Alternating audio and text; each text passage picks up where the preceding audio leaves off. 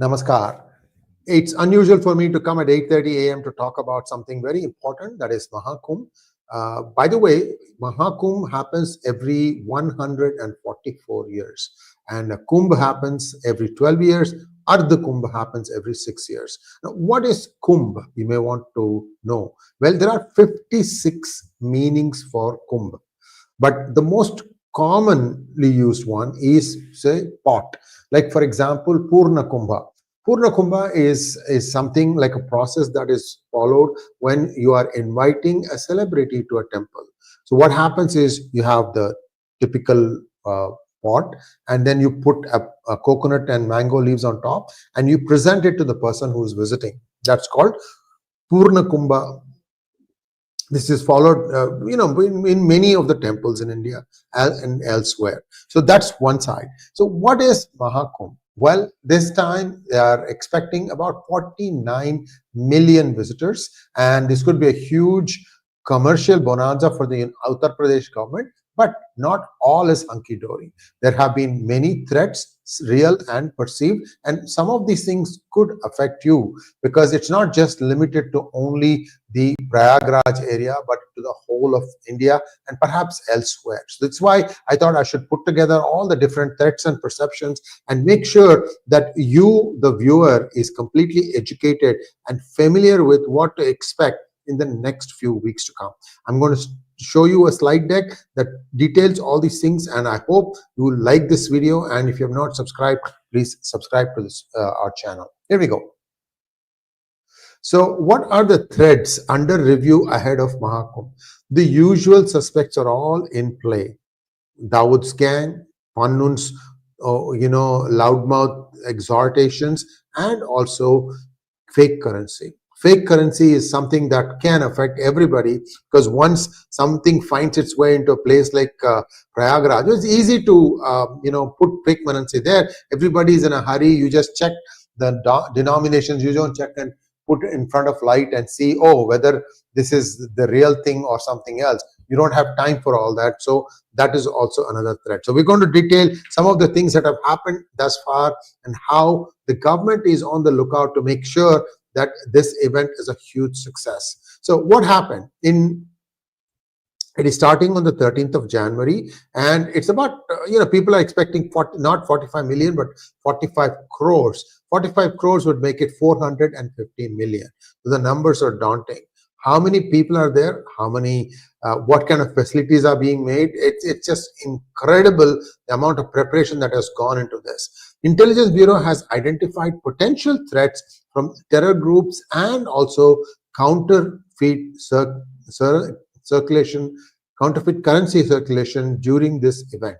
There are 3 specific threat perceptions that have been flagged by the intelligence sources. The first one being the Gurmeet Singh loudmouth SFJ issuing a video threatening to disrupt the Maha Kumbh. I think the handlers of Pannun, whoever they are, by the way, today news is that Trudeau is going to resign soon. So that is going to be a huge body blow. And I'm waiting to see when Gurmeet Singh is going to be in jail for what all he thinks he has done. So Trudeau is also going to be counting the bars in the prison soon, if the law takes its proper course and not a race course. And so Pannun's threats are seen as attempts to try and incite violence and drive a wedge between Hindus and Sikhs. Now, he has made similar threats in the past, and these are all viewed as being delusional. But is there a grain of truth? Well, it so happened that his recent video came shortly after Uttar Pradesh and Punjab police neutralized 3 operatives of the banned Khalistan Zindabad force. These are all criminal thugs who just create an organization with the name Khalistan and then hope to get legitimacy. That's all it is. These are all criminals. They need to be treated like any other criminal will be treated. The 3 Khalistani terrorists accused of attacking a police post in Punjab's Gurdaspur district were killed in an encounter with police in Pilibhit district of UP. So they have come all the way up to UP. The accused were identified as Gurvinder Singh, Virendra Singh and Jasanpreet Singh, belonging to a banned organization named KZF. It didn't stop there. Pannu also threatened to disrupt the 𝗪𝗏𝗍 𝗪𝗏 that is scheduled from January 8th to 10th of this month. It's coming up in a couple of days. In a separate incident, a man was booked by UP police for threatening to carry out a blast during the Maha Kumbh via a Facebook post.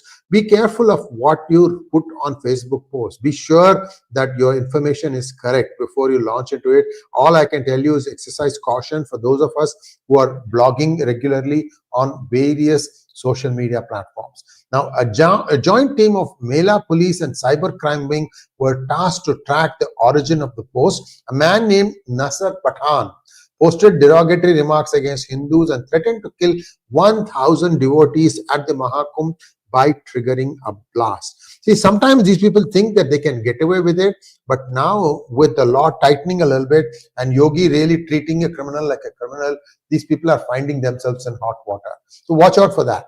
Then the second threat is the Dawood threat. Intelligence agencies intercepted communications indicating the D gang is attempting to activate modules targeting Hindus. These modules were previously active in 2019, attempting killing of Hindu leaders in Gujarat. So this group is still active. It may not, the boss may be dead or even half alive, who knows. They said that he had gangrene and one leg had to be amputated. I've heard many stories that he was getting organ transplants in China, whatever it is. In fact, there's some newspaper reports even said he was dead. But somehow the myth continues, the legend continues. Whatever it is, this is an entity that is being propped up by the ISI, and these people will dream of, every possible thing that they can do to India, because they themselves can't rule themselves. And now with all the drug money going up in smoke, they have a huge problem on their hands. The intelligence agencies suggest that the D gang may target Hindu leaders in Maharashtra and Uttar Pradesh. The Maha Kumbh event is a potential target due to the large congregation of Hindus. The syndicate's UP module, that is the Dawood syndicate, is reportedly being activated to target the religious aid congregation during Maha Kumbh. Agencies are analyzing the threat, remaining vigilant and continuing to assess the situation. When Samajwadi Party was in power and a Kumbh happened, who was running the whole thing? Azam Khan. And he said, people said that was one of the worst organizations. There weren't even enough toilets. People had to go to great distances. It's just a joke. I mean, you see that and you compare that with what is in displayed today, it's like a mountain to valley difference. Samajwadi Party is not capable of governing. Those of you who are still having these affiliations because they happen to be your community, think again. You are also a Hindu. Sometimes you have to put being a Hindu first, and then you are Jatwad. Anyway, so this is the second threat. The third threat is that of counterfeiting. This is a very big threat. Remember, I told you I've written a book. It's actually an Amazon bestseller. It continues to do well, surprisingly. I mean, it is still in the top 100 most of the days. And I'm surprised pleasantly that people continue to buy and read this book. That is Who Painted My Money White, as it talks about counterfeiting. In fact, there was a sequel also.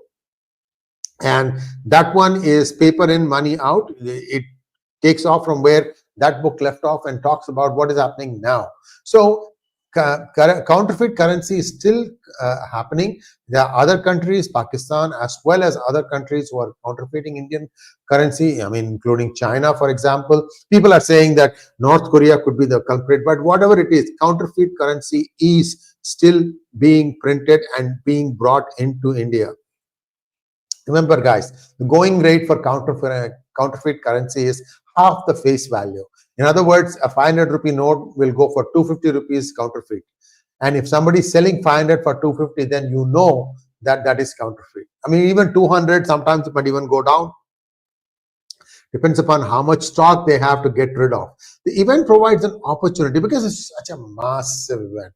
49 crores, 45 crores, that's 450 million people over a period of 6 weeks. That's going to be a lot of people mulling around. They need, they'll need trinkets, they'll need to eat, they'll need to bathe. For all the things, you need money. You have to pay token here and there and everything. And so most people are not going to use UPI. Maybe they will. Having seen this monologue, maybe some of you will become smarter and start using. take your UPI card with you, or you have the UPI account, then you can show your UPI code, QR code, and pay for it that way. That way you don't have to touch any money. Try to minimize it as far as possible.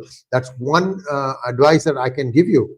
You know, how did all this come about? A madrasa in Prayagraj, Uttar Pradesh was exposed as a front for printing counterfeit currency. It is right in Prayagraj. This printing operation had been running inside the madrasa for the past 3 months. So they have been ramping up because they want to unleash all this fake currency.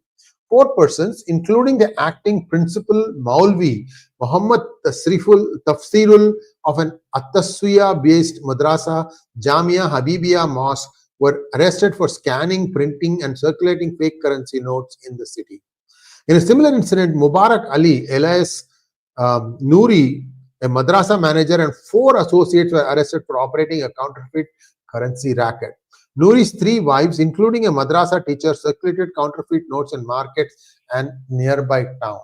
See, the counterfeit currency starts getting spread on Fridays probably when the prayers are happening.